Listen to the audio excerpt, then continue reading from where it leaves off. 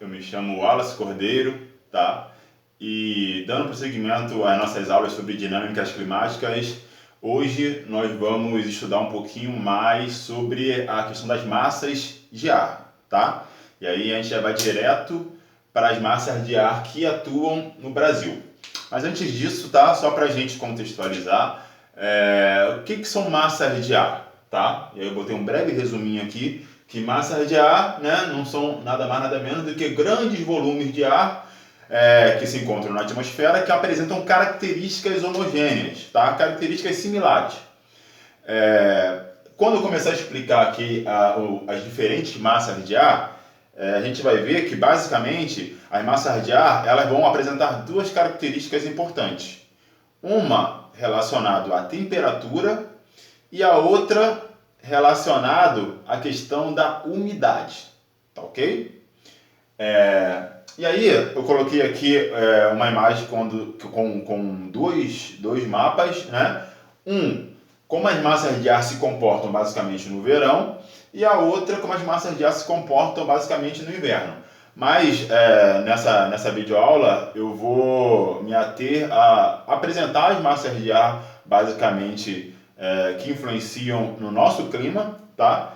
E as características de cada uma, tá ok? Vamos começar aqui.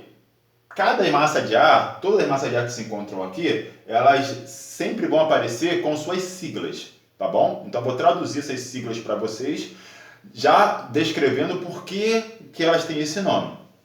Vamos começar pela MEA, que é a Massa Equatorial Atlântica, tá? Por que ela tem esse nome? Todas elas vão ter um Mzinho na frente, vocês estão vendo? De massa. E aí nesse caso aqui, dessa massa aqui, equatorial, por que ela recebe o nome de equatorial? Simples, porque ela nasce próximo à linha do Equador, tá ok? E por que ela é atlântica? Né? Porque ela nasce no Oceano Atlântico. Por isso que ela se chama Massa Equatorial Atlântica. E aí isso vai ser importante porque na hora que vocês forem traduzir as características, é bom vocês terem o domínio sobre essa questão, que é exatamente a faixa climática onde ela nasce, mais a questão se ela nasce no oceano ou no continente, tá ok? Por quê? Vamos pegar logo a MEA. Por ela ser uma massa equatorial, vocês acham que ela é uma massa quente ou é uma massa fria? Se ela nasce próximo à linha do Equador, a gente aprendeu lá em latitude, não foi? Que as regiões próximo à linha do Equador, ou seja, 0 grau de latitude, elas vão ter uma temperatura maior. E toda vez que a gente se afasta, né, desse 0 grau de latitude, ou seja, toda vez que a gente se afasta da linha do Equador, tanto para o norte quanto para o sul, as temperaturas elas tendem a baixar, a diminuir. Então, por ela ser uma massa equatorial, ela vai ser uma massa quente. E, devido ao fato dela nascer no oceano, ela vai ser uma massa seca ou úmida para vocês? Se ela nasce no oceano, logo, ela tende a ser uma massa úmida. Então, como característica, a MEA, a gente classifica ela como uma massa quente e úmida, tá ok? Ela que vai trazer bastante umidade para essa região aqui do Brasil, tá bom? Essa região nordeste, parte daqui do norte, tá beleza? MEC, massa equatorial, quando nascer próximo ali do Equador, continental, tá? A MEC, eu poderia botar um asterisco aqui em cima dela. E por quê? Tá? Ela, como eu já falei aqui na MEA, ela é uma massa equatorial, logo ela vai ser uma massa quente como característica, porém, apesar dela nascer no continente, ela não vai ser uma massa úmida, tá? Perdão.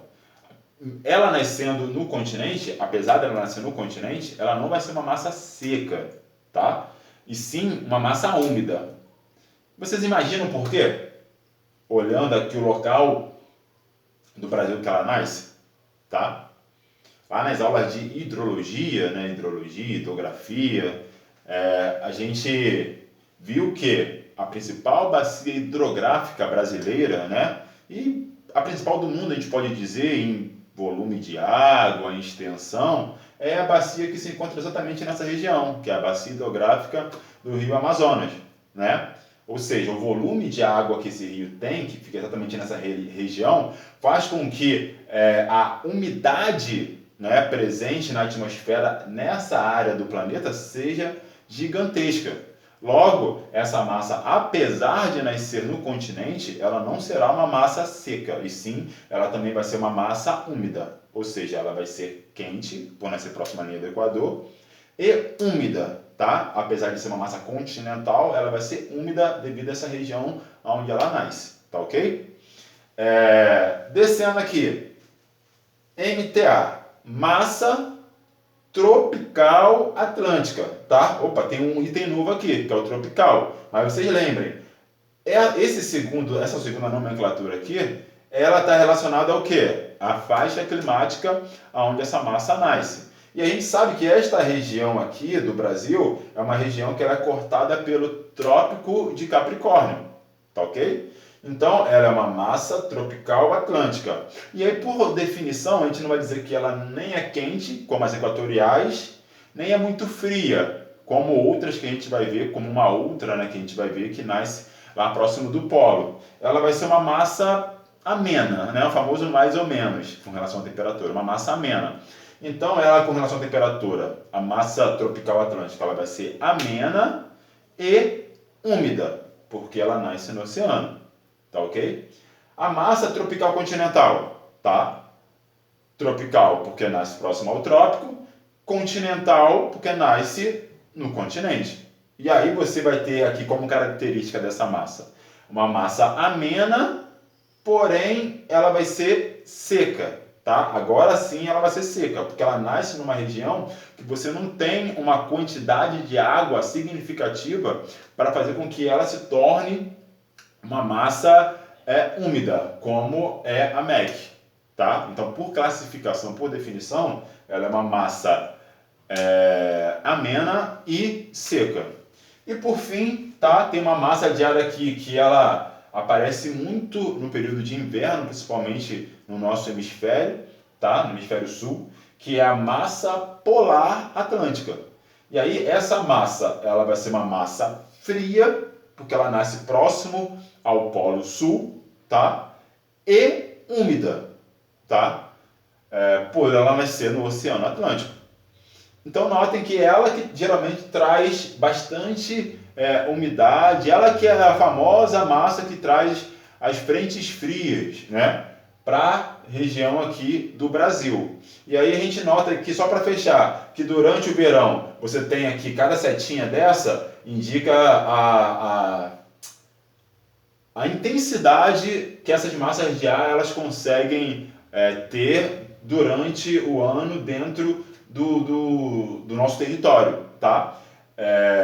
E aí no verão você não tem quase a ocorrência da massa polar atlântica, mas no inverno, notem que as 4 massas de ar aqui que elas se encontram constantes no Brasil, ela aqui quando chega no inverno, elas perdem força, né? Pela setinha a gente consegue ver que elas perdem força no inverno, e a massa polar chega com muita força aqui em várias partes do Brasil, que às vezes não é nem tão comum assim essas massas chegarem, tá ok? Então, basicamente é isso. Eu apresentei para vocês as massas de ar que atuam no Brasil e as características de cada uma, beleza? Valeu, gente. Obrigado. Até a próxima.